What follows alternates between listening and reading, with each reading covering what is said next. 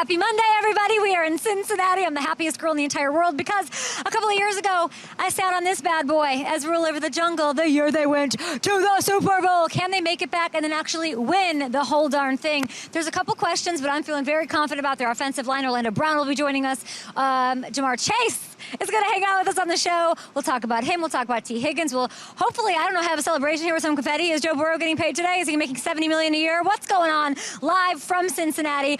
Who they think gonna beat the Bengals? Nobody.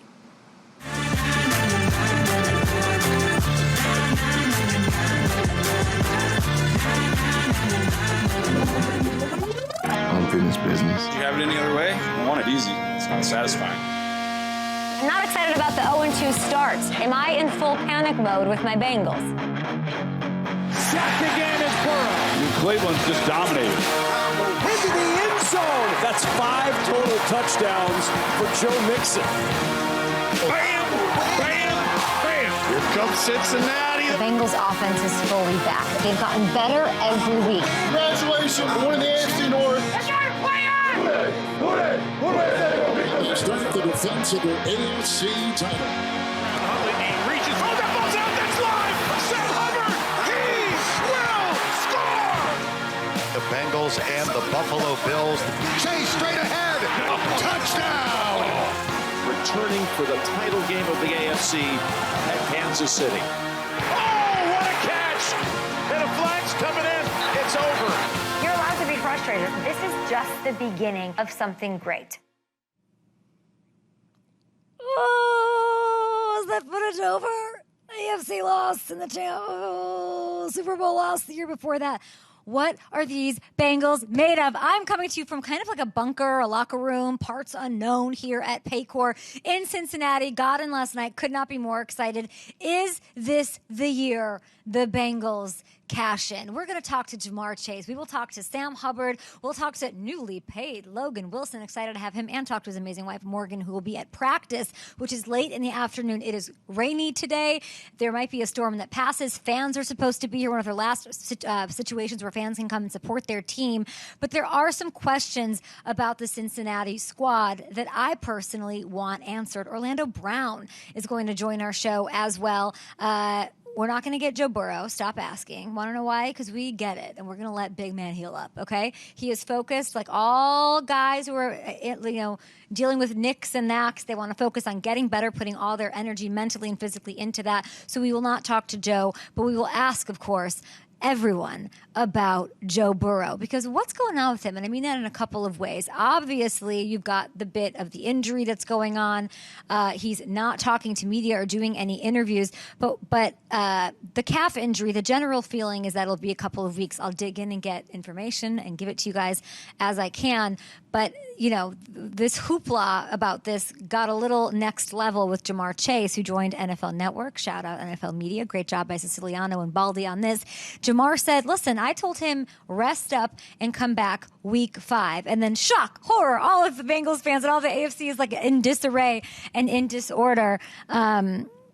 When it comes to this, I'm sorry, guys. I have to pull that just fell out. That's okay. We are ready to go here on a Monday morning in Cincinnati. So you're looking at Joe Burrow here. Everybody saw sort of what happened. Oh, nobody wants to look at it. But, I get what Jamar Chase is saying. You want to make sure Joe takes his time. You want Joe to come back at 100%. If he rushes back and tweaks it again, that's where it becomes a bit of a mess. But this is a division that has so much stiff competition. And in those first games, if you take a look at the schedule, it's 2 divisional opponents right off the bat. They face the Browns in week 1. They follow up with a stout Ravens squad in week 2. This is tough. Then they got Monday Night Football against the Rams week 3, a date with Derrick Henry and DeAndre Hopkins week 4. Listen, I don't know. Maybe Chase is saying, we're going to talk to Chase on the show. Maybe he's saying something about Trevor Siemian that we all need to pay attention to. Trevor Siemian, one of the better backups in the league. Maybe he's seeing something in him, or maybe he's just trying to boost morale and confidence in these locker rooms that we're sitting in Cincinnati, telling these guys, we got this. Let him heal up. We need him further down the stretch. It is really hard to think about a Bengal squad without Joe Burrow in the first couple of months of the season. The first bit of the way the past 2 years when you didn't have Joe 100% healthy, the numbers were down. I showed it to you guys on the show a couple of weeks ago. You can make the claim that they had to come out hot out the gates, especially to get a leg up in the AFC. So, yeah, we'll talk to him about that. The other thing with Joe that we're all wondering about is, of course, the contract. Listen, I'm here. I brought donuts. It's a Monday. Grader's ice cream truck is circling the stadium trying to find me so I can get my fill of that raspberry amazingness. Can we just make this a celebration? Like, can I go up to the C-suites and say, where are we at with this? Are we paying him $70 million a year, $60 million a year? What are we giving Joe Burrow? You know, the other chips have fallen across the league. He's, you know, the Herbert thing happens. We're all sort of waiting for our guy to get his paycheck. So it doesn't really, you know, I'm going to be dead honest. I'm surprised it hasn't gotten done yet. Do I think something's holding it up? I don't. Joe, in fact, might have just said, let me heal up. I don't want to deal with this right now. And like, that's how he operates. But something would make me feel much more secure, and probably these other fans feel much more secure if you get him done. And then you just paid Trey Hendrickson, you just paid Logan Wilson. Let's feel good about Joe Burrow going forward with the T. Higgins sort of cloud of, is he the odd man out, and paying everybody to get them to return to this team to make another Super Bowl run. The other questions I have, and let's go right to that defense. How will this new look secondary work out, okay? Because we have some certain shifts here going on. They got hit hard in free agency, especially if you take a look here where the DBs are concerned, right? 75%, guys. 3/4 of their starters from the AFC title game against Kansas City, they're gone. The lone returner, second-year corner Cam Taylor-Britt, and he only started half of the season as a rookie. They get Chidobe Awuzie back from his ACL injury. He apparently looks great. We're going to watch them in practice and bring you that info. They signed Nick Scott away from the Rams. Okay, he's pretty good. But this Dax Hill character, so athletic. Hamilton was geeking out watching film of him we did not get to see. He was taken in the first round last year, knowing, hey, this is the day that's going to come. Rookie Jordan Battle out of Bama, friend of our show. He'll be in the mix as well. So I know Hamilton's going to have binoculars watching Dax Hill, right? Loves him. What is it? Give me the one thing about him you love. Speed and athleticism. That's pretty great. And people want to say whatever they want about the Bengals and their defense, but Lou's squad was 6th ranked scoring defense, okay, last year. So let's not forget, by the way, how much this is going to matter. Had it not been for play by the secondary, they would not have made it as far as they did, right? They wouldn't have been in the Super Bowl if it wasn't for this. Jesse Bates punching the Mahomes deep ball.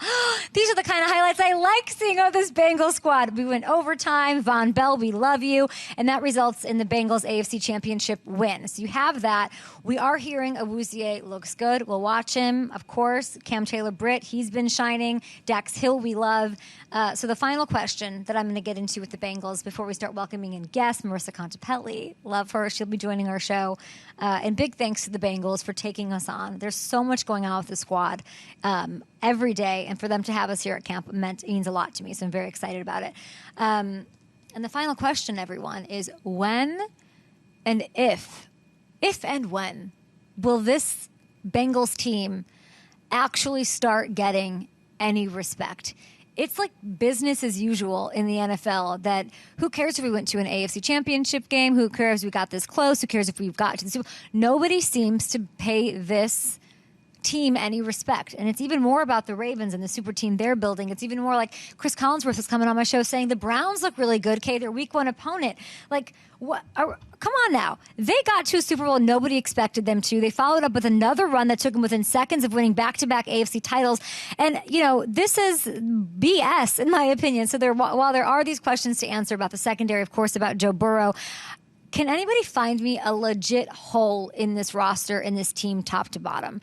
It's not a couple superstars and other people. They've got Tyler Boyd. They've got T. Higgins. T. Higgins, by the way, I think this team and the leadership in the locker room and outside of it deserves some credit. They aren't having any dysfunction. T. Higgins is not stomping his feet, not showing up, holding out of practice. He's there. He knows what's up. He knows that there's a salary cap situation and there's something going on with his contract, but he's there. Logan Wilson, like, they're taking care of business in and out and keeping their morale high while the quarterback is out. one thing I could point to that's usually the low-hanging fruit, like the piñata of like what to make fun of the Bengals for, is their offensive line. It's usually brutal. It's, Joe Burrow went there. He's not going to stand upright. He gets hurt, blah, blah, blah. You know the story. But the offensive line is completely overhauled from that Super Bowl run. Jonah Williams, the lone guy from that team, he's moving to the right side. Orlando Brown Jr. is here.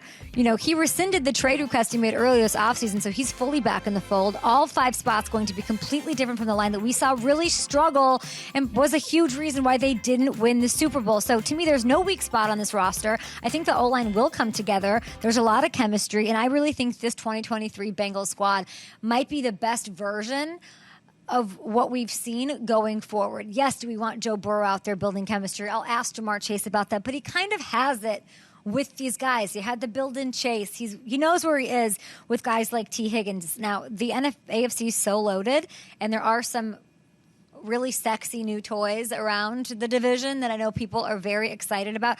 But when will this team start getting respect? Is it if they win with Trevor Siemian? Is it if Joe Burrow misses the first 3 weeks and they're looking good, taking down the Browns, the Ravens, and then the Rams on Monday Night Football?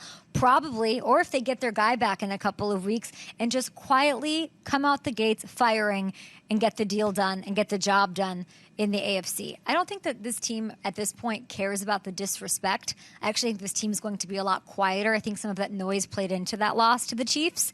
So we'll get into that with Sam Hubbard, who's always quiet, always lets his work speak for him on the field. We'll talk to Orlando Brown, who's never quiet, who always likes talking. We'll talk to him about moving on the line. Tristan Wirfs making lots of headlines with what it's like to go from right to left and the adjustment it takes, not just physically as a skill set, but mentally in between the ears. So we'll talk to him about that.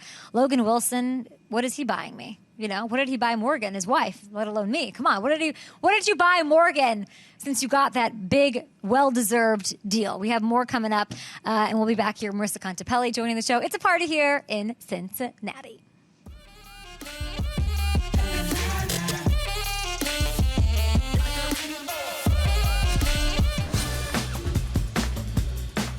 Time for a couple of fantasy bits. We are in Cincinnati today. My heart is full. My stomach will be full of Grader's ice cream in a little bit. We're very excited. Marissa Contepelli, one of my favorites. She's standing right there. She'll be joining us.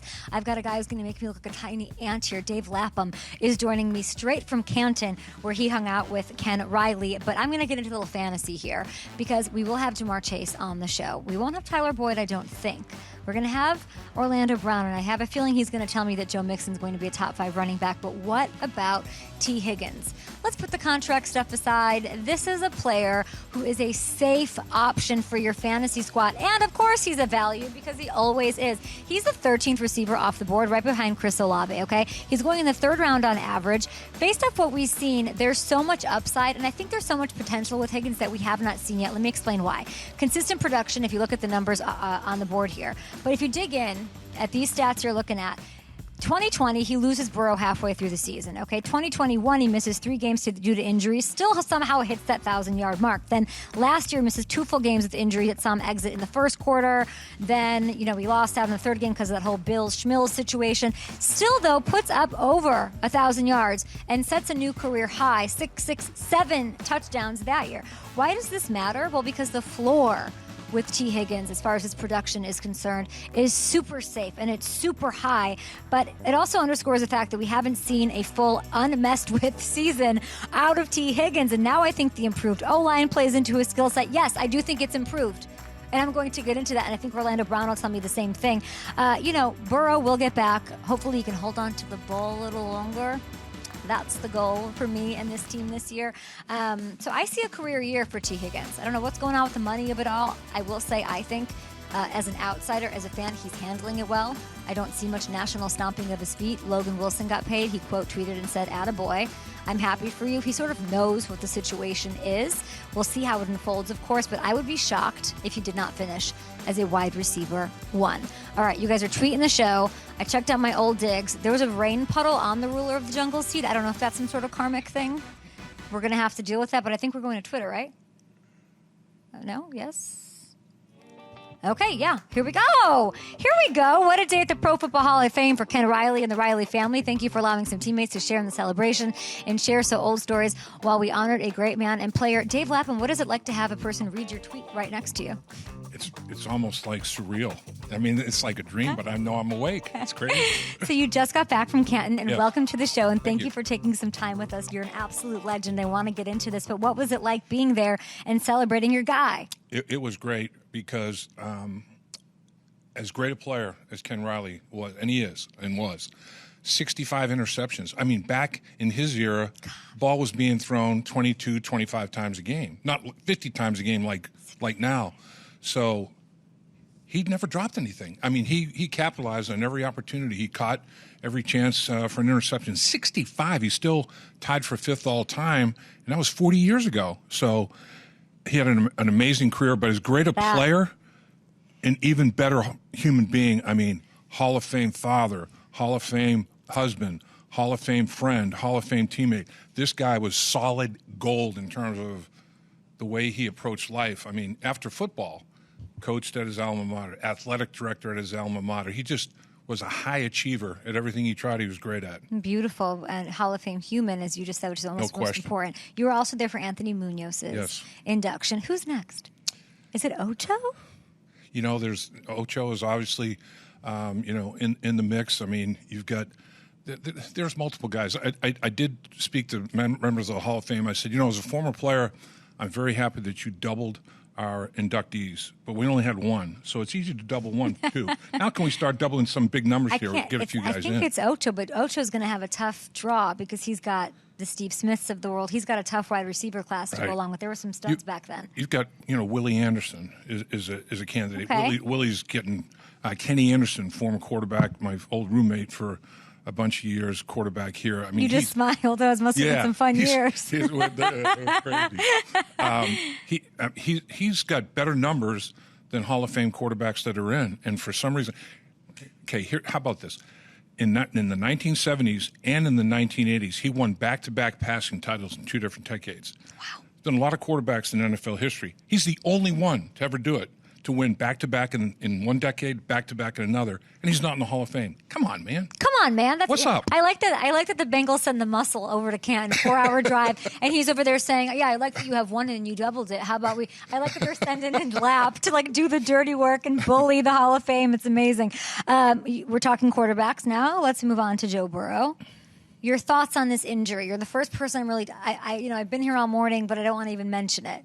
Right. But now. You got to tell me, how are we feeling about this calf? Yeah, I mean, calves can be tricky. I had a calf issue one time, and they can linger if you don't take care of them. So I think the organization as a whole is like, we feel better, take another week. Let's make sure we give you enough time because you don't want it to start pulling and tugging again. And it'll be a good thing, and if this is already happening, it's great. I had a thigh injury one time, and the discoloration was gruesome. And it started to gravity takes it south. So it goes to your knee, and then it went into my calf, then to my ankle. So from his calf, it'll work its way down, the bruising and the discoloration will work its way down, and then your body reabsorbs it. So it's not good breakfast talk, though. It's not good breakfast talk. No. I haven't had breakfast. We do have donuts if you'd like one. Where are those from? What's the name? Holtzman's? Yeah, pretty good? Is that the good? Awesome, yeah. All right. Yeah, you hit it. There's no bakeries open in Cincinnati on Mondays. It's so weird. I couldn't find. I had all these lists of bakeries, but let's talk Everybody's about. Everybody's taking 3-day weekends, I guess. Yeah. What's the concern level, though, with Joe Burrow and his injury on the rest of the team? Because I think what you're saying is let him rest 100%. Now, we had Jamar Chase, who I believe, he made all these headlines, but he's really just saying, let him rest, let the man rest. Do you agree with that sort of approach to this? I do. I think, you hear 2 to 4 weeks, 3 to 6 weeks. Hopefully it's on the shorter end of all those weeks. But you first and foremost, you have to make sure that he's 100% ready, because it can.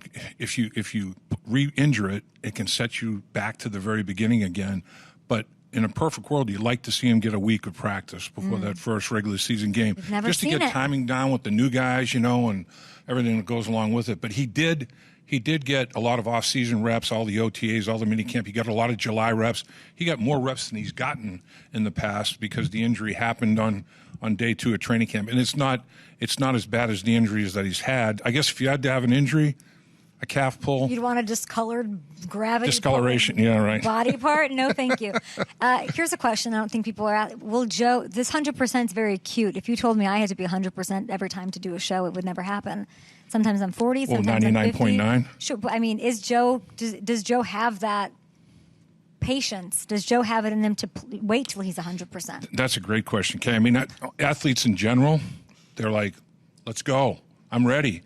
And I think the trainers and physical therapists, rehab guys, they're going to have to like pull the reins. No, you feel great. That's good. Let's give it 2 or 3 more days. See if you still feel good.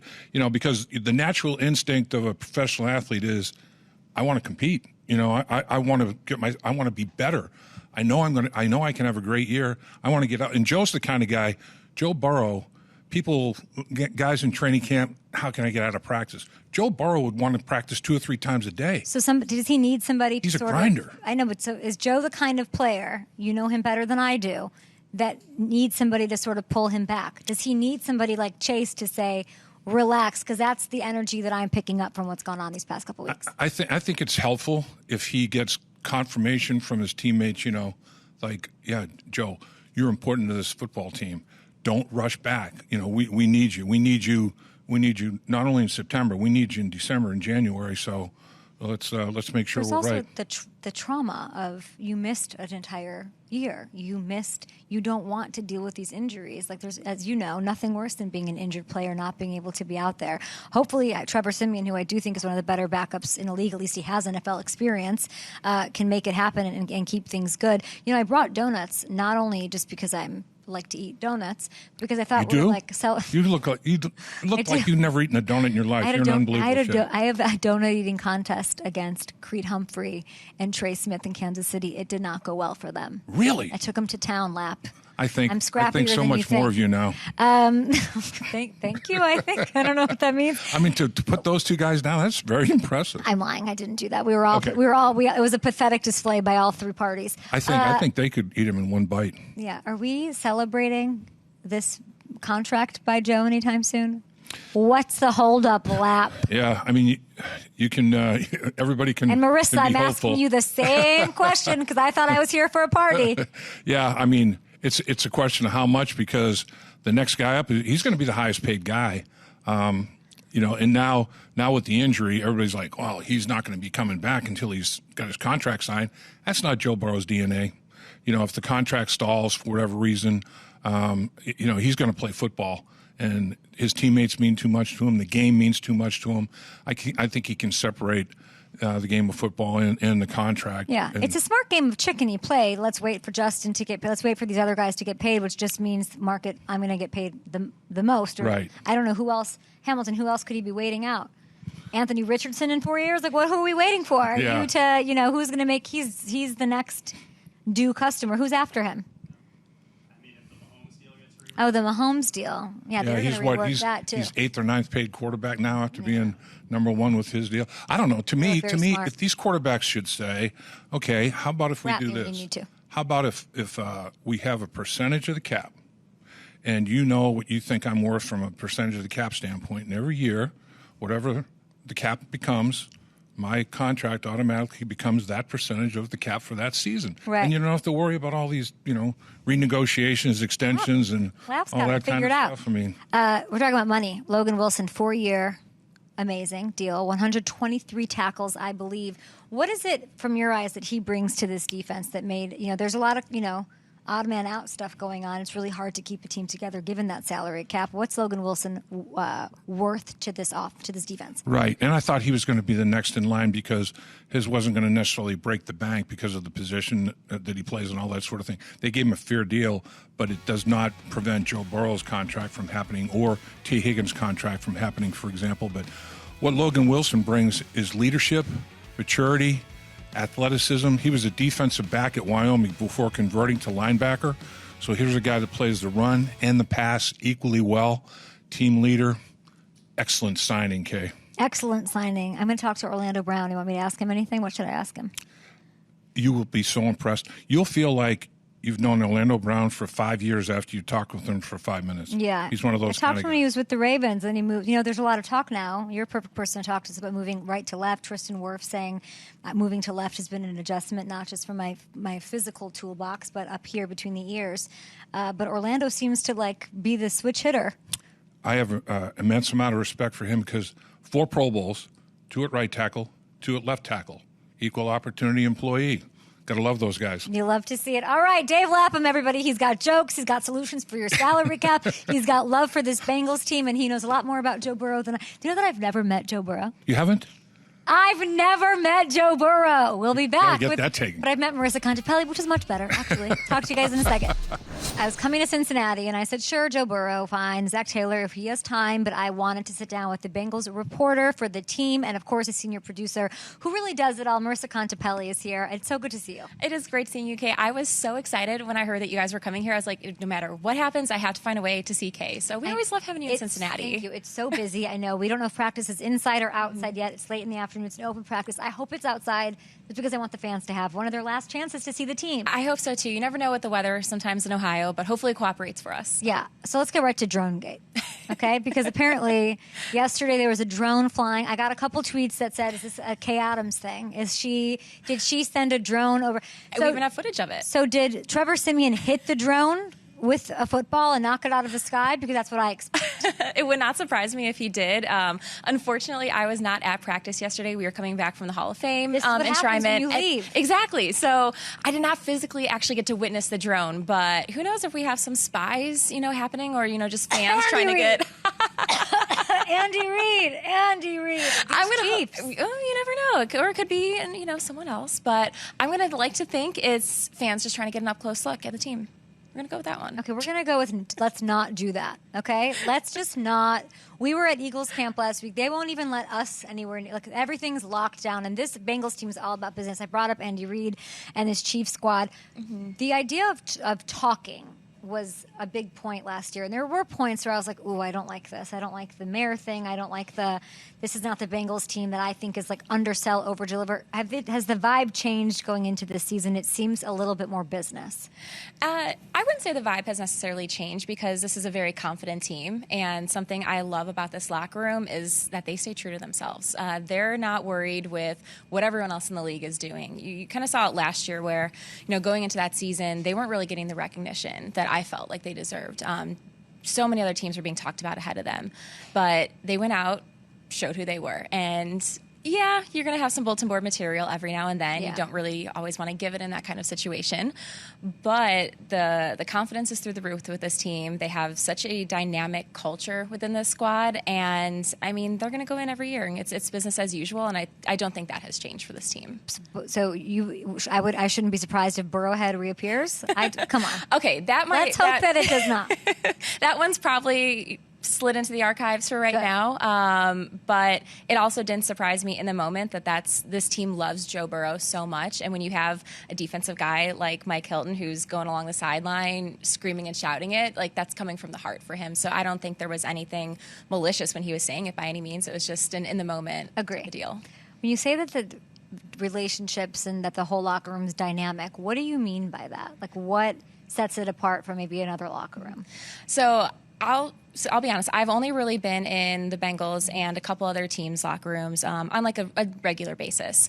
But something that's always stood out to me is just that these players genuinely love spending time with one another. You've heard about the ping pong tournaments, I'm sure, in the locker room. There's also poker tables that during the off season the guys will sit around. You'll see during OTAs, okay, it's time to get out of here. No, they're not leaving and going home. They're sitting around playing games with one another, just hanging out.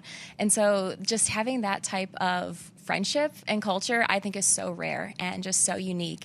I will never forget this conversation I had with Mike Thomas last preseason, he's been a veteran, coming back for an 11th season. I was like, Mike, why are you back here in Cincinnati? What makes you want to, stay in the NFL for so long? You could go retire, have fun with your kids. But he had told me he's never been around a team that plays to win like the players in that locker room do. Wow. And that really stood out to me because he's been a handful of teams, a handful of winning programs and cultures. But however it is that Zach Taylor and this front office has brought those right kind of people in, has really just resonated with this group. And it's become infectious, where it's become really the standard that each year that expectation is not only to get better and to win the AFC North, but is really to just establish that level of excellence. Of course, the level of excellence is the coach, it's the quarterback. Who's the person that's saying, let's play poker? Who's the person that's sort of setting the tone for the camaraderie and the looseness that needs to exist in a locker room? Who's that guy? Honestly, Kay, it's not just one person. Really? It really isn't, because every time you go in there, it's a different group of guys playing poker. You have the regulars, where I know I see Trey Hendricks in there quite often, Mike Thomas, and so a lot of the DBs, I'll say, like to play, like to get their hands on the poker game. But when it comes to the ping pong table, I'm pretty sure at one point every single player in that locker room has gotten a hand in there. Yeah. I love when I see the rookies, start to get involved too. So obviously Joe Burrow, he's the leader of this team, and you have other leaders who. Is Joe playing? Because I hear that Joe sits at his locker room and plays chess with himself. He does have a little chessboard more by his solitary. locker. He does. I personally have not seen him play ping pong, but it wouldn't surprise me if he's in there when we're not allowed to be in there, and he's just like going at it. But no, that's the beauty, I think, of how this team is built too. Where you have your leaders, but when it comes to that camaraderie side, there's not just one person who's leading the charge. Rookies, you mentioned them. Anybody popping off the page to you as you're so in with the team? Tell me who is standing out. Yeah, so obviously, I'm a defensive girl through and through. I love watching the defense out of practice, but the offense is always. All eyes are on the offense. So when I've been out there, Andre Josevich, and I just absolutely have been so impressed with what he's been bringing to camp. He's a rookie out of Princeton.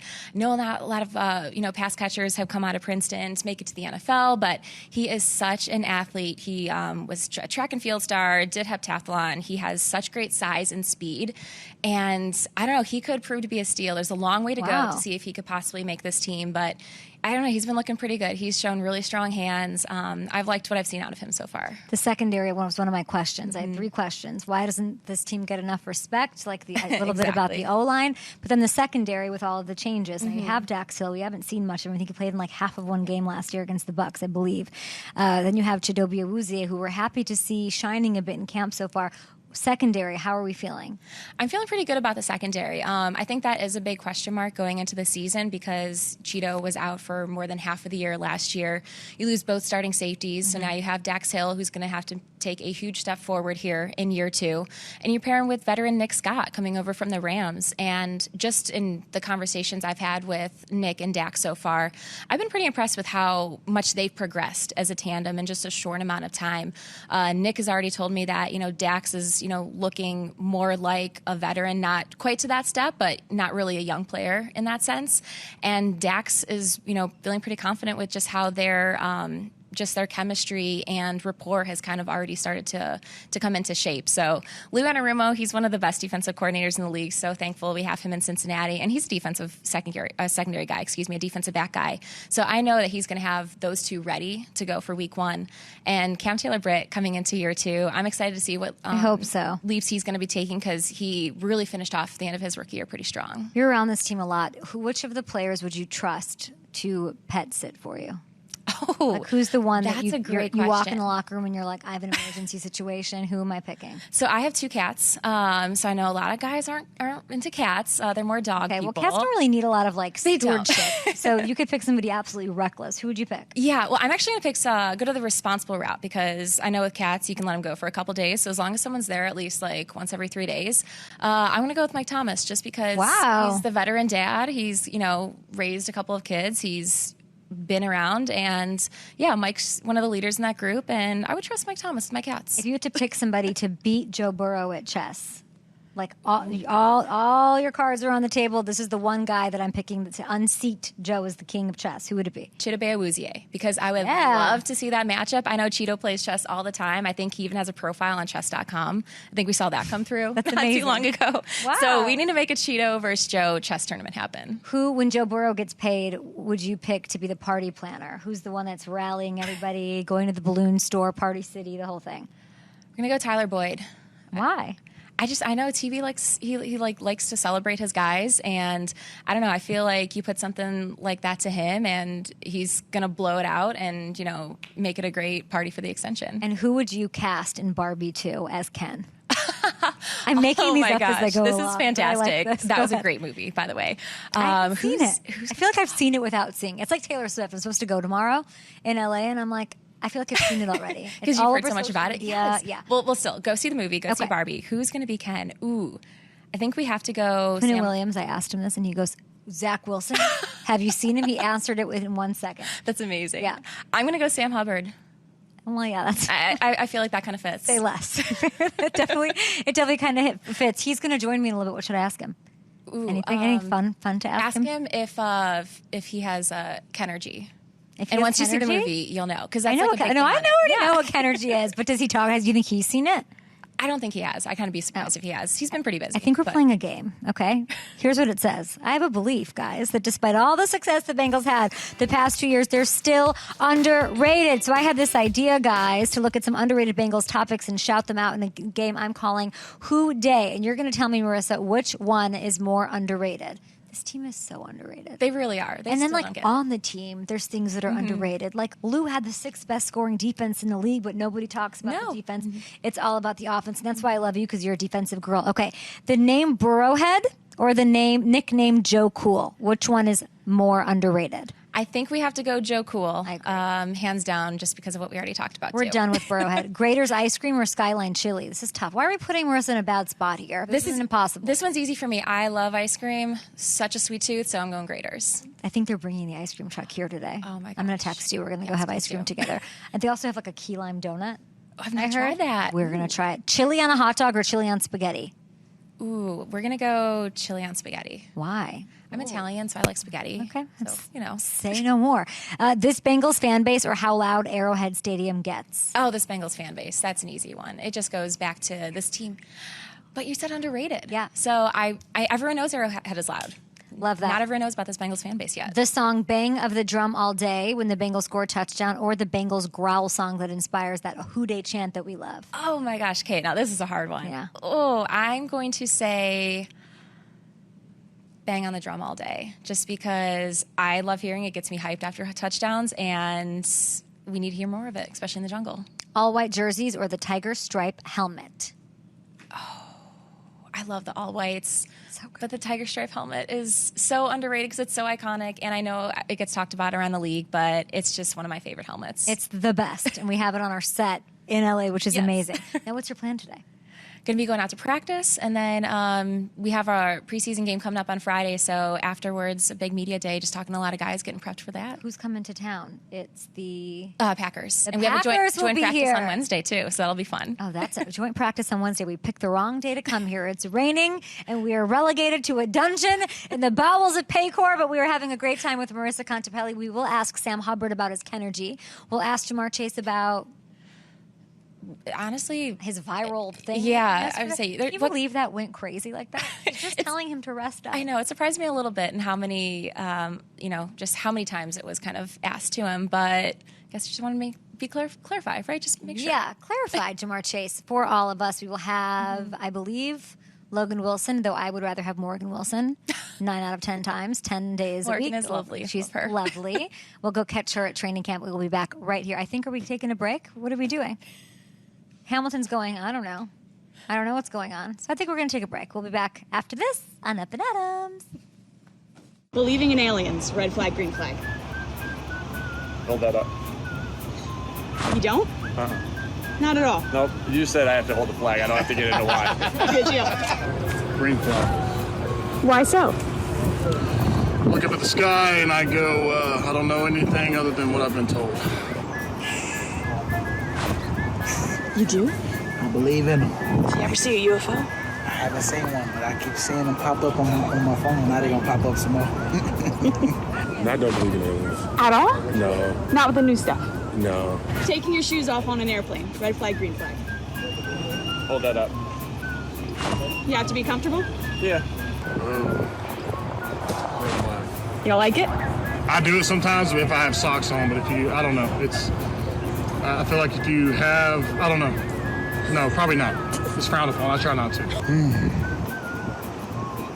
You know what? I can't be a hypocrite. I'm a green flag, but you know what? Going to the bathroom without no shoes, man, now you got a problem. Now that's red. Big red. You like it?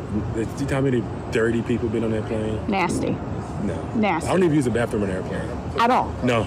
Oh, my God. Training camp pranks. Red flag, green flag. Shoot. What do you think? Yeah, we'll do it. We'll do them. Here, hold that up. Green flag. Are you a prankster? I love it. We tend to laugh a lot already in the meetings, and then just to do extra stuff to coaches or whatever we can, because it's a long camp, so it's a lot of fun. That's a green. You flag. prankster? Oh yeah, big prankster. You gotta have some fun because it's already serious enough coming out here. Yeah. It's hard. It's hot. I mean, we gotta find some laughter in it. Who's the best person to prank on the team?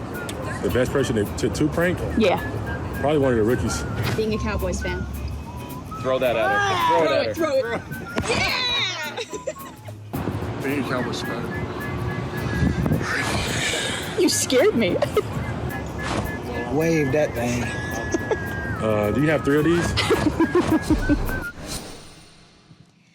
We're in Cincinnati, where I'm the happiest camper of all, but we like to pick a person on each squad who's pretty happy. I saw Hamilton today. Thought he was at my hotel.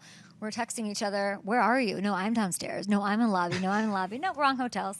Good to see you, though. Good to see you, too. Did you get some? Exciting to be here. Did you get some time on the weekend to sleep, potentially? A little bit. Had a lot of stuff going on. You have a gift today, though. Can I tell you what it is? What's that? You get to watch an actual training camp practice. We've gone to 5 What? camps. You haven't seen a single one. This one's late in the afternoon. Well, of course, unless it rains, and then you're totally out of luck. That's Yeah. probably going to rain. Probably. But I'm holding out hope. What do you make of Cincinnati?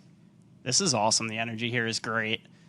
Took a little walk yesterday down by the state. The Reds had just gotten finished playing the Nationals. They play tonight, too. Didn't go well, but still, the energy here for these teams, with the Reds being so young and exciting and everything the Bengals have going on, you could feel it. When Yeah, I'm surprised you're not over there at that stadium begging for Ellie's autograph. You love Ellie. I love Ellie.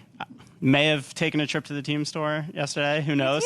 I love that. I think the Brewers lost, so that's at least good news for the Reds. Yes, I'm still keeping tabs of the Brewers. Okay, we're going to get into Happy Camper, but what do you think? We have great guests that we'll have all over our YouTube page. Jamar Chase, Sam Hubbard, Logan Wilson.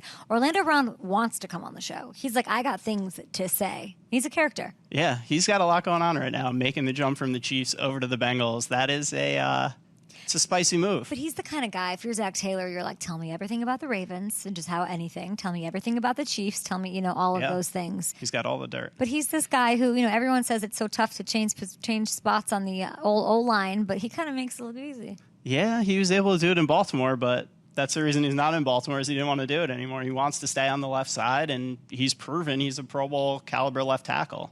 Am I being a little Pollyanna, a little too positive on how this team is handling some of these contracty things?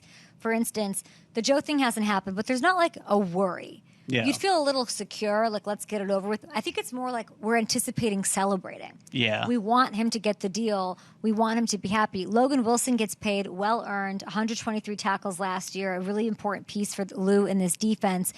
And then you have, the Jamar Chase thing, and Jamar, who we'll talk to, he's watching how this wide receiver stuff's getting worked out because he'll be up, next year to sort of have these conversations. T. Higgins might be the odd man out. Let's call it what it is. How he's handling it, he's at least not barking about it. He's celebratory for his teammates that are getting paid. He sort of knows what's going on, it seems like, at least so far. And he's out at practice, no word of a holdout, none of that stuff going on. There's something about how things are being handled that I really, really like with this squad. Yeah, and I don't think you're being too Pollyanna about it. I think, as you said with Burrow, I think it's just a matter of when, not if. You'd like it to get done before week 1 so it's not looming into the season as a distraction. Yeah. But even Jonah, that could have been huge drama. And Jonah, there were some at these lockers, a couple, exchanges with the media about his being a little bit disgruntled. Not that he would never right to be, but he somehow even now is choosing to not take that path. Yeah, he's moving on over to the right side. He rescinded the trade request. So that's a big deal for this team because he is an important piece of that offensive line. And if you bring Orlando Brown in and lose him altogether, it sets you back a little bit. Getting him back in the fold is a big deal. Even Joe Mixon, there's things going on with him off the field right now that don't seem to be making their way into the locker room of it all. Yeah. No, it's true, and there's going to be things that have to get figured out with his contract going forward too, especially if they want to try to keep T. So that's why, what you said to open the show, I think is around. Like, this is the best version of this Bengals team I think that we've seen yet, and with all the stuff they have to figure out, this might be the best version of the team that they have. It seems to, every time I bring up the O-line, it seems like there's hesitation a little bit. I'll say that. Where I'm like, I think this is the greatest O-line we've seen. It's like, okay. We'll see. So we're tempering our expectations, but it all looks like it makes sense, and these guys are ready to go. Yep. Now, you're here to see Ellie across town. You're here to see if we can get a little info on Joe Burrow and how things are coming along. Mm-hmm. But you're also here to see one guy and one guy alone. Cue the animation one more time for today's Happy Camper. This one is for Hamilton because we wanted to sort of reintroduce everybody to Dax Hill. You didn't get to see him last year, but with everything that happened with Jesse Bates, that's why he was taken. He was taken, I think, to sort of plan on this going on. Yeah. They had the foresight to take him in the first round last year, knowing Jesse Bates was playing on the franchise tag. There was a good chance he wasn't going to be back. And now he gets to step into the spotlight. And he's gotten to learn and develop behind guys like Bates and Von Bell. Dax played on more than 15% of Cincy's defensive snaps just twice last year. So what is it that you're seeing that I should like? Because a very limited sample size. Yeah, I mean, the athleticism really jumps out at you when you watch him. His ability to cover ground, go sideline to sideline, get from the middle of the field to make a play on a go route, things like that you see in the practice clips, in some of his tape from preseason last year, in some of the limited action that he got. Those athletic traits really jump out. Is he one of the more versatile guys you've seen? Because I feel like that's what you were waxing poetically about this morning. Yeah, because he can play in the box. He can play that post safety. He can also cover guys in the slot. So I don't know how much they're going to use that versatility versus trying to get him to, focus a little bit more. Maybe it's a lot to throw on a guy if you want to move him around all over the place. So maybe, they kind of try to keep him in one spot till he gets comfortable. But he has that ability eventually where he can really do it all. Kind of like, I'm not saying he's going to be Minkah Fitzpatrick, but similar in that he can do all those different things. Let's see what he looks like out there today. We should have an open practice if it doesn't rain that we can check out here. And I asked you to pull the combine numbers. And his are wild. I think it's a 4.3840 that he ran. He's also the highest athletic score winner of any safety in the 2022 combine. We haven't seen him. I do think it's important that he did develop behind those guys. And I would not be surprised, just based off your reaction to this cat, pun intended, that he might be the breakout star on this defense for this team this year. Yeah, I think the ability is definitely there. It's a matter of him just being comfortable with this system. As you mentioned, a lot of moving pieces in the secondary, too. So the chemistry with those other guys in that secondary, you got to work as a unit. So that's going to be a big factor. But the ability is, you can see why they went out and got him in the first round when it wasn't necessarily a need at the time, because the potential is through the roof with him. Biggest thanks, there's our Happy Camper. Biggest thanks to the Bengals for having us, to Emily Park, to Seth Tanner, who I think we're going to be hanging out with, to Marissa Contepelli. She's focused on doing her job, but she took a minute. It is not lost on us that we have this sort of a setup, that we have this sort of relationship with some of these teams. And we're so excited to bring you Sam Hubbard, Jamar Chase, Logan Wilson, and who else? Who else are we going to talk to? Did I miss somebody? We'll see. There's always surprises, Orlando Brown, I think, will come and hang out with us as well. So we're excited to do all of that. How many more minutes? 7, 6, 5, 4. We'll see you guys on YouTube at Up and Adam Show.